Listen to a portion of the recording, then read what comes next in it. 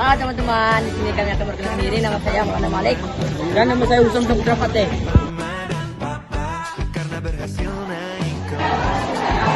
Halo semuanya, perkenalkan nama saya Fasya Santi. Perkenalkan nama saya Tasya. Halo semuanya, perkenalkan nama saya Lara Kami. Perkenalkan nama saya Deputra Nasa. Halo semuanya, perkenalkan nama saya Rilis Rimaleta Damanik. Perkenalkan nama saya Aira Natasha. Kamu belajar kemarin susah banget ya? Iya, bagus banget sih. Apalagi aku. Gimana kalau kita bahas bareng-bareng?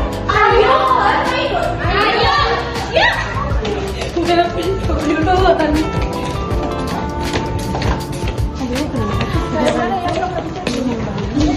Enggak. Apalagi itu yang satu kali banget. Mereka tuh, kalian mau nggak ajak mereka bahas secara bareng kita? Ayo, ayo. Hai guys, kalian lagi ngapain? Kalian mau ikut bahas sejarah bareng kita nggak? Oke, ayo.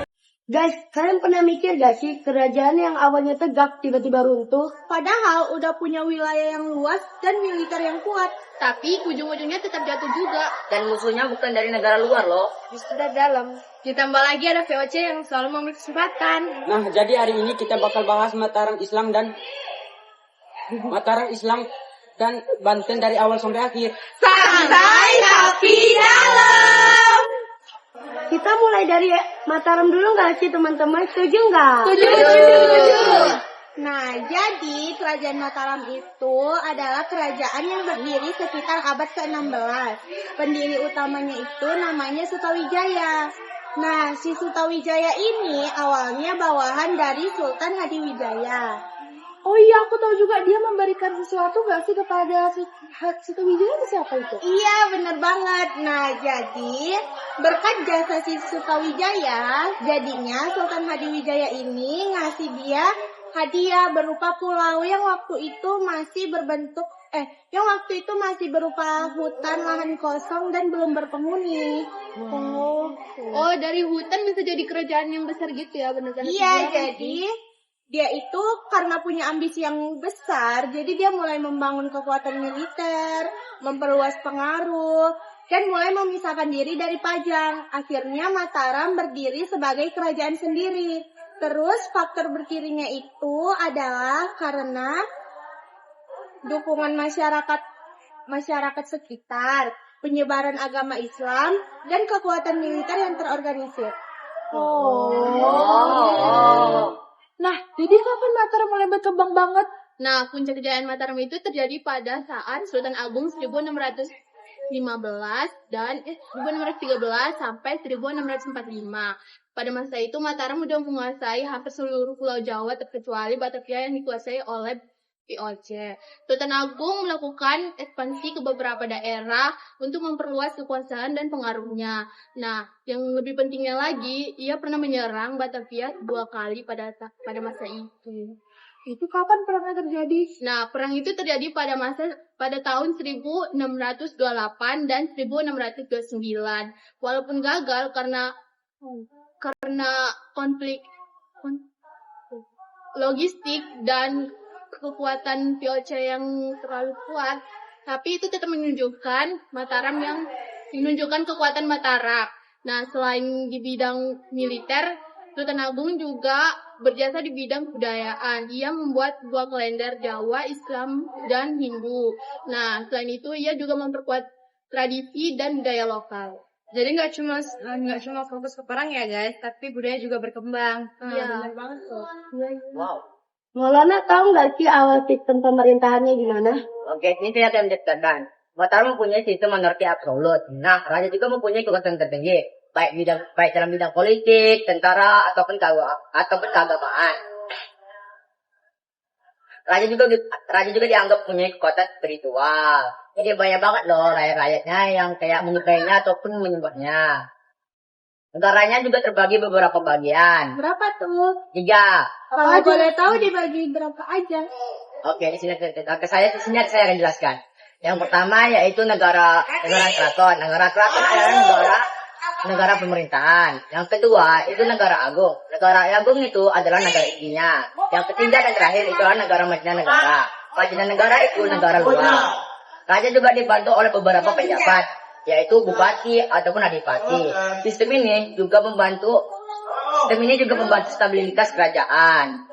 Jadi udah terorganisir banget ya? Iya, maju banget pada zamannya. Wow. Keren sih. Nah, ini nih bagian penting. Bagaimana sih awal keruntuhannya? Kemunduran Mataram terjadi karena beberapa faktor. Faktor apa aja itu? Faktor konflik internal, kemunduran perebutan kekuasaan dan kerajaan, biaya perang yang cukup tinggi, ekonomi yang menurun, campur tangan VOC. VOC juga ikut mengatur keluarga kerajaan demi keuntungan. Puncak Giyanti 1755 itu Kesultanan Surakarta. Akibatnya Mataram menjadi melemah. Jadi dari dalam tambah luar kena semua. Nah, sekarang kita pindah ke Banten aja yuk. Ayo. Jadi Kesultanan Banten itu berdiri sekitar abad 19 dan didirikan oleh Maulana Hasanuddin. Sebelum jadi kesultanan, wilayah Banten ini merupakan bagian dari kerajaan Sunda Pajajaran. Nah, tapi setelah pengaruh Islam itu masuk, wilayah ini kemudian dikuasai oleh Kesultanan Demak dan akhirnya berkembang menjadi kerajaan sendiri. Nah, Banten bisa berkembang pesat itu bukan tanpa alasan. Salah satu faktor utamanya karena letaknya yang sangat strategis, yaitu di Selat Sunda. Jadi yang jadi jalur perdagangan internasional. Jadi banyak para pedagang dari berbagai daerah bahkan luar negeri pun pindah ke sana. Selain itu, Banten juga menjadi pusat perdagangan yang cukup besar, terutama karena menghasilkan lada nggak sih? Aku pernah dengar gitu loh. Oh iya, lada. Nah, lada ini pada waktu itu merupakan komoditas yang cukup sangat penting dan banyak dicari oleh para pedagang. Banten juga berperan sebagai pusat penyebaran agama Islam di Jawa bagian barat. Jadi semakin banyak masyarakat Islam di sana. Oh, aku baru tahu. Sama. Aku juga udah tahu. Nah, sekarang bagian kamu, Riris. Oke, bagian aku sama juga kayak Aira, yaitu berkembangnya Banten. Jadi Banten itu dipimpin oleh Sultan Maulana Hasanuddin. Letaknya strategis di Selat Sunda loh teman-teman. Jadi Banten itu menjadi pusat perdagangan internasional. Keren ya. Iya. Itu di negara apa aja sih, Riris? Banyak sih, tapi setahu aku cuma ada negara India, Cina, Arab, sama Eropa loh. Keren banget gak sih Banten ini? Keren kali, sumpah, keren kali. Makanya aku ikut bangga sih sama Banten ini. Kita lanjut ya teman-teman. Lanjut. Jadi selain menjadi pusat perdagangan internasional, yang paling terkenal itu adalah lada loh. Wow. Jadi yang paling laris itu di sana itu lada. Jadi pedagang asing itu datang ke sana cuma untuk berdagang atau memburu lada. Tapi sama kayak punya Aira ya? Iya, hampir sama lah. Terus di sana Banten juga berkembang baik di agama Islam. Nah, aku lanjut ke masa kejayaan ya teman-teman. Jadi kalau masa kejayaan ini dipimpin oleh Sultan Ageng Tirtayasa. Jadi di kejayaan ini banyak sih sebenarnya. Perdagangan dan pelabuhan itu berkembang pesat. Terus wilayahnya semakin luas. Selain itu, ternyata Banten memiliki perlawanan kuat gitu loh, supaya bisa melawan FOC Belanda. Aku aja baru tahu semenjak aku baru baca buku sih. Aku juga baru tahu dari Aku aja baru tahu dari murid. Makasih Riri. Iya, sama-sama. Nah, ini nih mulai dramanya. Oh iya, aku tahu tuh. Itu drama banget karena terjadinya bukan antara kerajaan atau musuh. Iya, itu terjadi antara keluarga. Kebayang nggak sih seberapa rumitnya? Kok bisa? Itu pasti chaos banget sih. Iya, itu terjadi antara Sultan Ageng Tirta dan anaknya Sultan Haji. Ya karena Sultan Ageng Tirta dikenal sebagai pemimpin yang tegas banget anti sama VOC. Berbeda, dia menjaga Dalton Banten dari campur tangan asing terutama dari VOC. Berbeda dengan anaknya Sultan Haji, ia ingin menguasai Banten. Lalu ia bekerja sama dengan VOC. VOC memanfaatkan situasi ini untuk masuk dan menguasai Banten. Nah, jadi akhirnya itu gimana? Akhirnya tragis banget karena Sultan Ageng Tirta harus kalah karena VOC mulai menguasai Banten, lalu Sultan Ageng Tirta di penjara yang sekarang kita kenal sebagai Batavia, yang sekarang kita kenal sebagai Jakarta. Parah banget, masa keluarga sendiri dijadiin pintu sih? Iya. Fatia, makasih ya, berkat materimu aku jadi tahu nih. Aku juga. Makasih ya, sih Pak. Ini yang terakhir nih materinya. Kesultanan Banten akhirnya runtuh karena tekanan VOC. Konflik internal yang berkepanjangan, namun walaupun runtuh, budaya Islam tetap berkembang, tradisi masyarakat masih bertahan. Pengaruhnya masih bisa dilihat sampai sekarang.